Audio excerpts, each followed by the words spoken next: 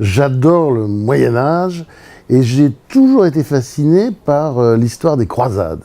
C'est-à-dire l'idée que des tas de gens, de toutes sortes d'ailleurs, des pauvres mais aussi des gens très riches, lâchent tout, partent pour libérer des ruines, puisque le point de départ, c'était quand même l'affaire du Saint-Sépulcre qui avait été détruit par les musulmans, arabes et ensuite turcs, puisque, bon, c'était le problème de Jérusalem.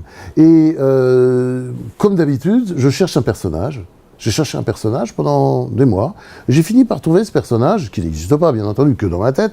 Et c'est elle, Tiffany, qui m'a raconté l'histoire. Son histoire, elle, belle d'amour, parce que c'est comme ça qu'on la surnomme, parce qu'elle est pas mal comme fille, bien roulée, bien, très vivante, très intéressante, et puis une certaine culture, et puis elle a vécu des trucs atroces, hein. Elle a traversé comme ça son époque en vivant tout, quoi, et avec quand même une espèce d'optimisme inébranlable, et puis elle a participé à cette aventure de croisade, elle est devenue assez copine avec Saint-Louis, même plus que copine, mais en tout bien, tout honneur, hein, parce qu'il n'y a pas de coucherie entre eux.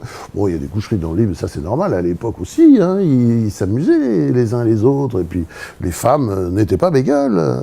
Et donc, on va suivre toute cette histoire de cap et d'épée, même si c'est pas une époque qu'on dirait de cap et d'épée. Enfin, il y a beaucoup d'épées quand même à l'époque, et on va suivre cette histoire, on va suivre sa vie, elle va raconter sa vie jusqu'à la fin, et elle m'a beaucoup plu, et franchement, quand j'ai fini le livre, un peu comme d'habitude, j'étais triste de plus vivre avec Tiffany. De temps en temps, j'y pense un peu, à elle et aux autres personnages des romans précédents, mais elle, vraiment, j'ai bien aimé, on a une belle histoire d'amour. J'étais déprimé après, quand j'étais en train de finir le livre, j'étais vraiment déprimé.